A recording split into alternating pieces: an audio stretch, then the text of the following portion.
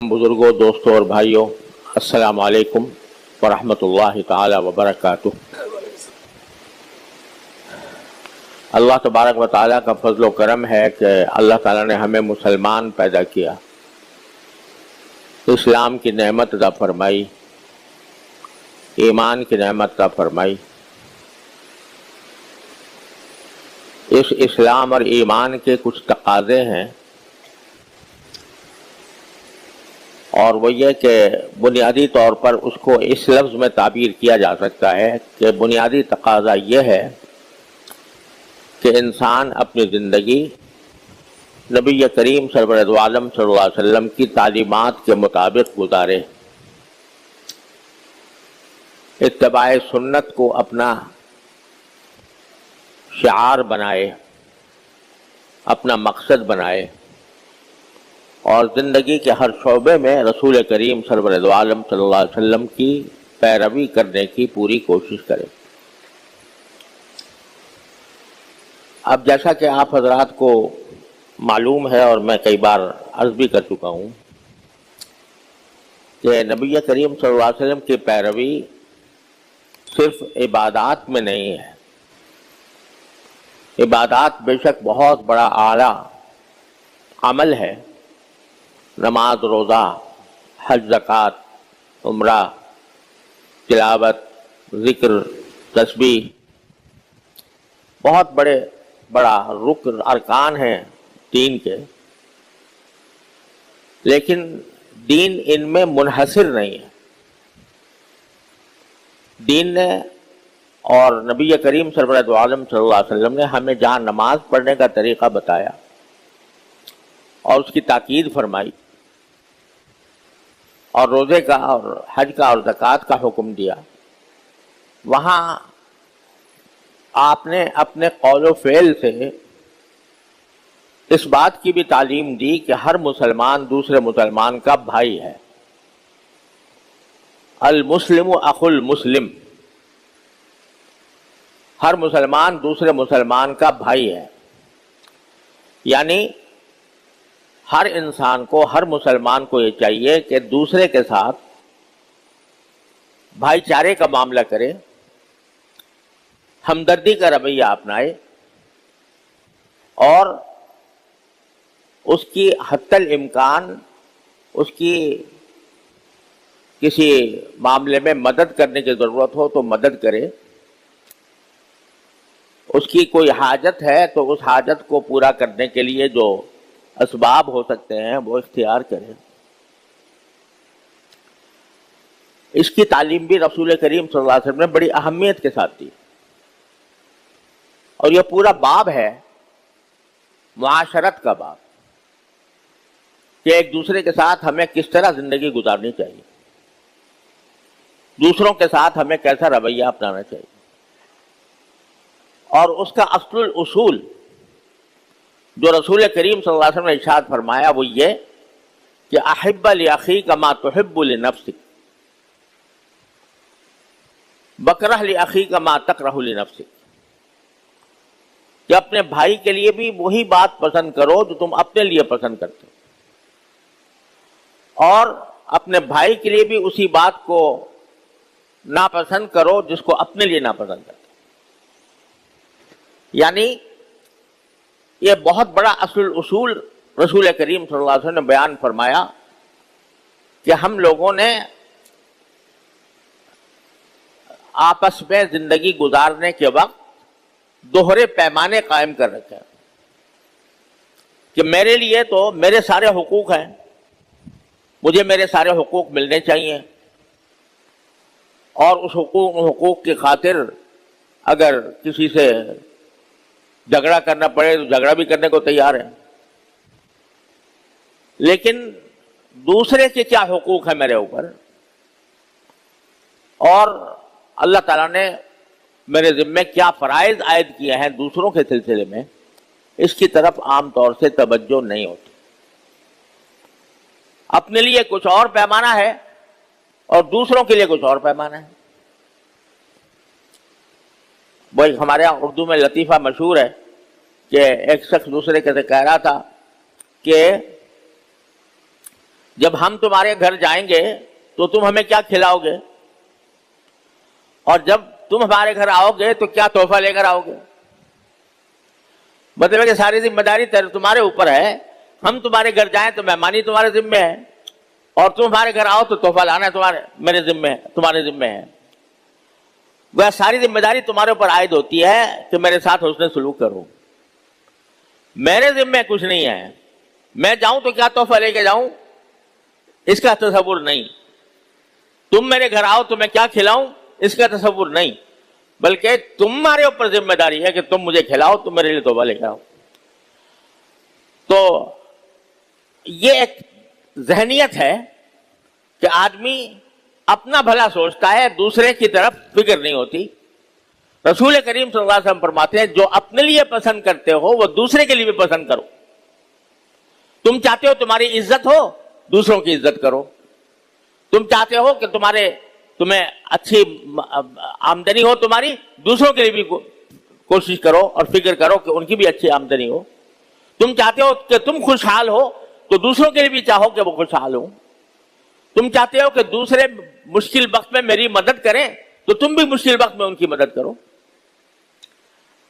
اپنے آپ کو دوسرے کی جگہ کھڑا کر کے دیکھ لو کہ میں جو سلوک دوسرے کے ساتھ اس وقت کر رہا ہوں، اگر میں اس کی جگہ ہوتا اور میرے ساتھ یہ سلوک کر رہا ہوتا تو مجھ پر کیا گزرتی. لیکن یہ اہم اصول جو نبی کریم صلی اللہ علیہ وسلم نے بیان فرمایا، یہ ہم اپنی عملی زندگی میں فراموش کیے ہوئے ہیں، بھولے ہوئے ہیں. جب ہم کسی کے ساتھ معاملہ کرتے ہیں تو اس میں یہ خیال نہیں آتا کہ اگر وہ میرے ساتھ یہ معاملہ کرتا تو مجھ پر کیا گزرتی. مثال کے طور پر ہم مجلس میں بیٹھے ہیں اور کسی شخص کا ذکر آ گیا، مسلمان بھائی کا، اس کی برائیاں بیان کرنی شروع ہو گئی، اس کا مذاق اڑانا شروع کر دیا گیا. آدمی یہ نہیں سوچتا کہ اگر میرے ساتھ یہ معاملہ ہوتا کہ کسی مجلس میں میری برائی کی جا رہی ہوتی، میرا مذاق اڑایا جا رہا ہوتا تو مجھ پہ کیا گزرتی. اور یہ غیبت ہی کی بات نہیں، بلکہ بس اوقات ایسا ہوتا ہے مجلس میں کسی کو شرمندہ کیا جاتا ہے، اس کی نقل اتار کر، اس کا مذاق اڑا کر اسے شرمندہ کیا جاتا ہے. تو یہ نہیں سوچتا کہ اگر میرے ساتھ یہ معاملہ ہوتا کہ بھری مجلس میں میرا مذاق اڑایا جاتا، بھری مجلس میں میری برائیاں بیان کی جاتی اور مجھ پر کیا گزرتی. رسول کریم صلی اللہ علیہ وسلم ارشاد فرماتے ہیں کہ اپنے آپ کو دوسری کی جگہ کھڑا کر کے دیکھ لو کہ میں ہوتا اور میرے ساتھ یہ سلوک ہوتا تو میں پسند کرتا یا ناپسند کرتا. اگر اپنے لیے بھی پسند کر رہا ہو ٹھیک ہے، اس کے لیے بھی پسند کرو. اپنے لیے ناپسند کر رہا ہو اس کے لیے بھی ناپسند کرو. یہ اصل اصول نبی کریم صلی اللہ علیہ وسلم نے ارشاد فرمایا. اور ساتھ میں یہ حدیث جو میں نے آپ کے سامنے پڑھی وہ یہ کہ اگر کوئی بندہ اپنے کسی بھائی کی مدد کر رہا ہے تو اس کی اتنی فضیلت بیان فرمائی کہ جتنی دیر وہ اپنے بھائی کی کوئی مدد کر رہا ہوتا ہے، اس کی کوئی حاجت پوری کر رہا ہوتا ہے، اللہ تبارک و تعالیٰ بھی خود اس کی اپنی حاجت پوری کرنے میں لگ جاتا ہے. ایک شخص کو مثال کے طور پر بیماری ہے، پریشانی ہے، بیماری کی وجہ سے آپ اگر اس کے علاج کے لیے کچھ کوشش کر رہے ہیں کہ اس کا علاج ہو جائے، اس کی بیماری دور ہو جائے، تو جتنی دیر آپ اس کے علاج میں خرچ کریں گے اس کے ساتھ ہمدردی کرتے ہوئے، تو اللہ تبارک و تعالیٰ آپ کے ساتھ آپ کی اپنی حاجتوں میں، آپ کی اپنی مشکلات میں اللہ تبارک و تعالیٰ مدد کرے گا. من کان اللہ فی حاجت اخی، اور بعض میں فی عون اخیہ، کہ اگر کوئی شخص اپنے بھائی کی حاجت پوری کرنے میں لگا ہوا ہے تو اللہ تعالیٰ اس کی حاجتیں پوری کرنے میں لگ جاتے. اور من نفس عن مؤمن کربتن، اگر تمہارے کسی بھائی مسلمان کو کوئی بے چینی درپیش ہے اور اس بے چینی کا تم کوئی مداوا کرنے کے لیے کوئی کوشش کرتے ہو، اس کی بے چینی دور کرنے کے لیے، کسی بھی قسم کی بے چینی، بیماری کی بے چینی ہو، بے روزگاری کی بے چینی ہو، فقر و فاقے کی بے چینی ہو، گھر میں جھگڑے کی بے چینی ہو، اس کو اگر تم دور کرنے کے لیے کوئی اقدام کرتے ہو، کوئی کوشش کرتے ہو، تو اللہ تعالیٰ تمہاری آخرت کی بے چینیوں میں سے کوئی بے چینی دور فرمائے گا۔ آخرت کی بے چینی کوئی معمولی بے چینی نہیں ہے۔ جب حساب و کتاب ہو رہا ہے، میدان حشر قائم ہے، اعمال تولے جا رہے ہیں، جنت اور جہنم کے نظارے سامنے ہیں کہ پتہ نہیں مجھے جنت میں بھیجا جائے گا یا جہنم میں بھیجا جائے گا، اور اعمال کی گنتی ہو رہی ہے کہ کس نے کتنا عمل کیا تھا، کتنا وزندار عمل کیا تھا، اس کو تولا جا رہا ہے۔ اس وقت میں ہر انسان کو اپنی پڑی ہوگی، اور قرآن کریم میں آیا ہے کہ اس وقت میں نہ کوئی کسی کی فکر میں نہیں ہوگا، صرف ہر ایک کو اپنی پڑی ہوگی، نفسی نفسی کا عالم ہوگا۔ یوم یفر المرء من اخیہ و امہ و ابیہ و صاحبتہ و بنیہ، اس دن آدمی بھاگے گا اپنے بھائی سے، ماں سے، باپ سے، بیوی سے، اولاد سے، کہ بھائی تم اپنا کام جانو، مجھے تو اپنی پڑی ہوئی ہے، کسی طرح مجھے جہنم سے نجات مل جائے۔ یہ جو بے چینی ہے، فرمایا کہ اگر تم نے کسی مسلمان کی بے چینی دور کی ہے، بلکہ مسلمان کی قید بھی نہیں ہے، کسی بھی انسان کی بے چینی تم نے دور کی ہے اور دور کرنے کی کوشش کی ہے، اللہ تعالیٰ وہاں کی بے چینیوں میں سے کوئی نہ کوئی بے چینی تمہاری دور کریں گے۔ اتنی بڑی عظیم فضیلت ہے کسی دوسرے مسلمان کے ساتھ ہمدردی کرنے کی، اس کی بے چینی کو دور کرنے کی۔ ایسا ہونا چاہیے ہر مسلمان کو کہ اس میں ہر مسلمان کا درد دل میں ہو۔ اس کے خنجر چلے کسی پہ تڑپتے ہیں ہم امیر، سارے جہاں کا درد ہمارے جگر میں ہے۔ ایک مسلمان کا کام یہ ہونا چاہیے کہ جب اگر کوئی مسلمان کسی بے چینی میں مبتلا ہے تو اپنی حد تک کوشش اس کے لیے کرے کہ کسی طرح دور ہو، اور اگر وہ بے چینی یا وہ پریشانی وہ کسی ایک فرد کے ساتھ مخصوص نہیں ہے، پوری قوم پر آئی بھی ہے، تو اس صورت میں اس قوم کے ساتھ یا اس گروہ کے ساتھ ہمدردی اور اس کے ساتھ حتی الامکان اس کی مدد کرنے کا جذبہ ہر مسلمان کے دل میں ایسا ہونا چاہیے جیسے مجھ پر یہ کیفیت گزر رہی ہے۔ اب آپ دیکھیے آج فلسطین میں کیا ہو رہا ہے۔ فلسطین میں اس وقت مسلمانوں کا قتل عام ہو رہا ہے، اتنا قتل عام ہو رہا ہے کہ چھوٹے چھوٹے بچے جو ابھی ابھی پیدا ہوئے ہیں، ان کا نام بھی رکھا نہیں گیا، ان کو بموں سے اڑایا جا رہا ہے، ہسپتالوں پر حملے ہو رہے ہیں، ہسپتالوں میں جہاں ساری دنیا کا قانون ہے، بین الاقوامی قانون، کہ جنگ کی حالت میں ساری دنیا کی اس قانون کو مانتی ہے کہ ہسپتالوں پہ حملے نہیں کیے جائیں، مگر ہسپتالوں پہ حملے ہو رہے ہیں۔ ہسپتالوں کے ان شعبوں پر حملے ہو رہے ہیں جو آئی سی یو کہلاتے ہیں، انٹینسو کیئر یونٹ، جس میں کوئی آدمی بالکل ایسے وقت میں داخل کیا جاتا ہے جب اس کی جان پر بنی ہوئی ہوتی ہے، اور اس وقت میں اس کا خاص علاج کیا جاتا ہے۔ وہاں جو زیر علاج ہیں ان کے اوپر بمباری کر کے ان کو ختم کیا جا رہا ہے۔ اب تک 35,000 سے زیادہ مرد، بچے، عورتیں شہید ہو چکے ہیں، 35,000 سے زیادہ۔ یہ تعداد کوئی معمولی تعداد نہیں ہے۔ اتنا دنیا کی تاریخ پر نظر ڈال کر دیکھیے تو 6 مہینے کے اندر اندر یہ اتنی بڑی تعداد میں شہداء، یہ کوئی معمولی واقعہ نہیں ہے، تاریخ کا انوکھا واقعہ ہے۔ اور تاک تاک کر حملے کیے جا رہے ہیں، اور ان لوگوں پر حملے کیے جا رہے ہیں جو ان بیچاروں کے لیے جو بھوک کا شکار ہیں، جن کے پاس پانی نہیں ہے، جن کے پاس بجلی نہیں ہے، جن کے پاس دوا نہیں ہے، ان کی مدد کے لیے اگر کوئی قافلہ جاتا ہے اس قافلے پر حملہ کیا جا رہا ہے۔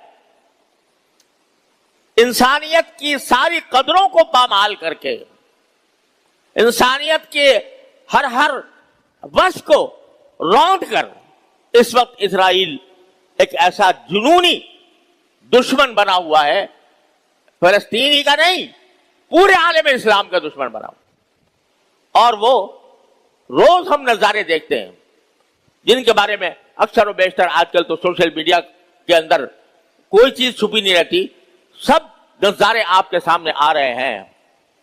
بچوں کو کس طرح ذبح کیا گیا، عورتوں کو کس طرح تباہ کیا گیا، کس طرح بھوکوں مارا جا رہا ہے، فاقوں کی کیفیت آ گئی ہے۔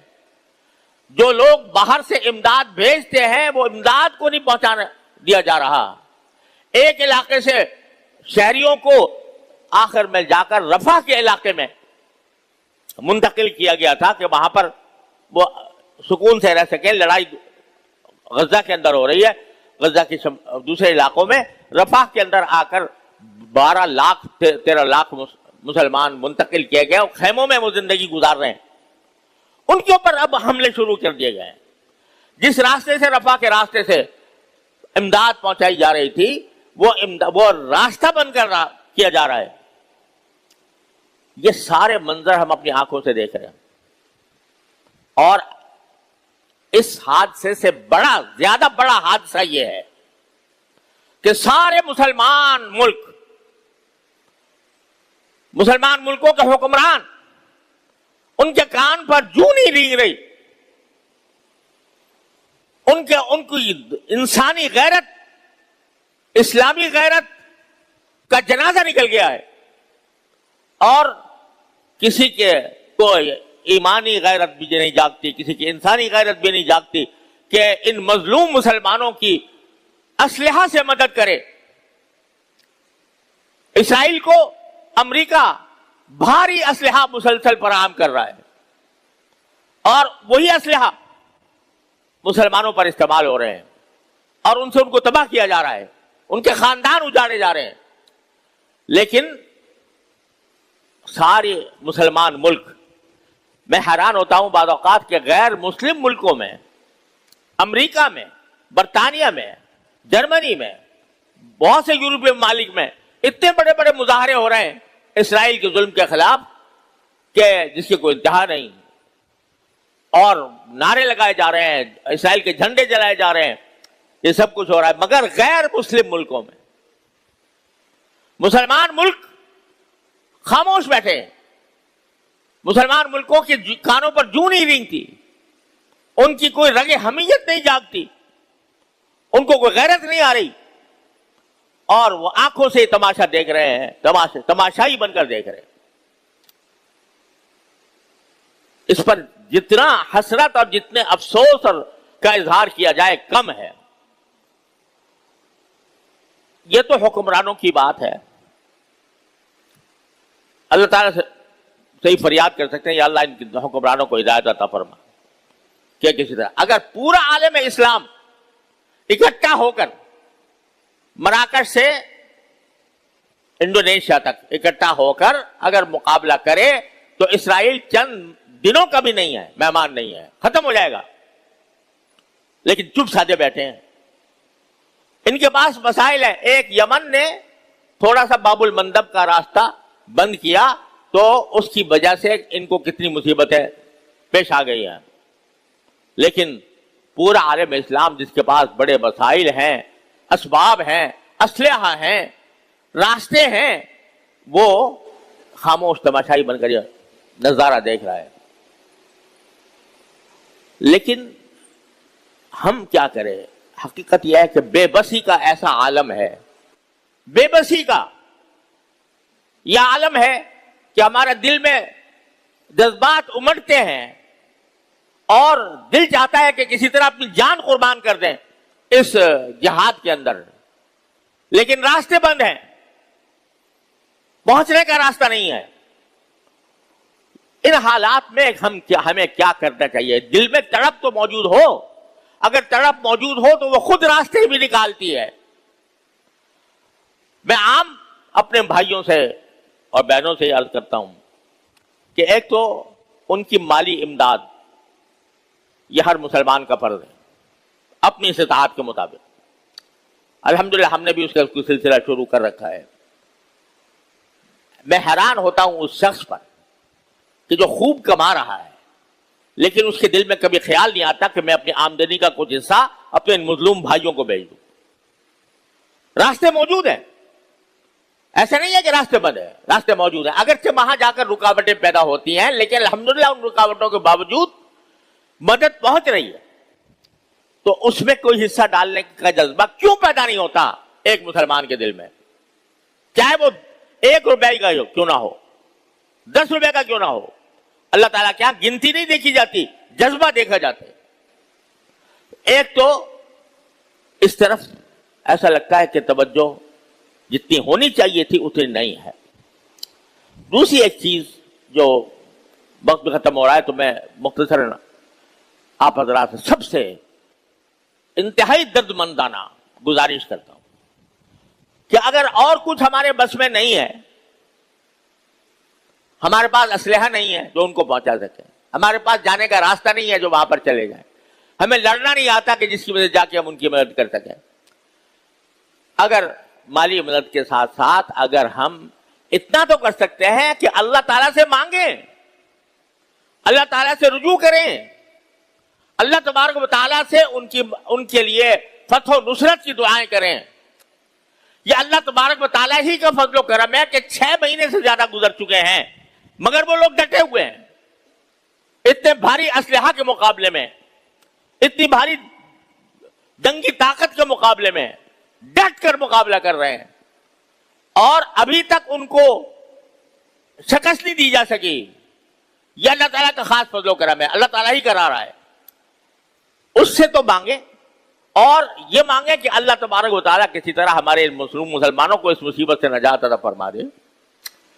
اب مانگنے کا ایک طریقہ تو یہ ہے کہ ہر نماز کے بعد دعا کرے، چلتے پھرتے آدمی دعا کرے، دل پر یہ خیال مسلط رہے اس کے، یہ مگر آدمی پھر بھول جاتا ہے، یعنی دل میں خیال آتا بھی ہے مگر بھول جاتا ہے.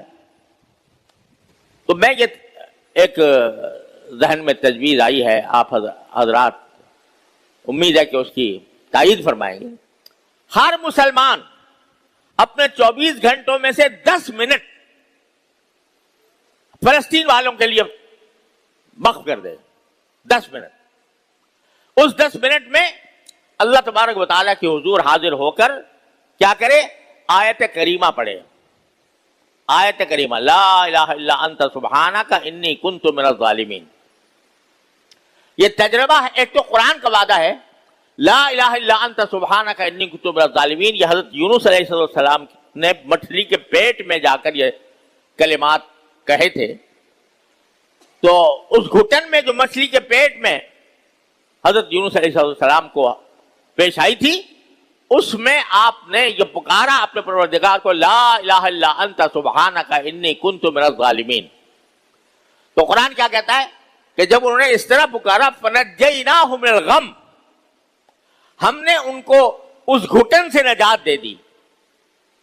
ان کلمات کی بدولت ہم نے ان کو اس گھٹن سے نجات دے دی. صرف اتنا ہی نہیں، آگے قرآن کہتا ہے وَكَذَلِكَ نُنْجِي الْمُؤْمِنِينَ، اور ہم اسی طرح مومنوں کو نجات دیا کرتے ہیں. کیا مطلب کہ کیا ہر مومن جائے گا مچھلی کے پیٹ میں اور پھر وہ پڑے گا اور پھر وہ اس کو اللہ تعالیٰ نجات دیں گے؟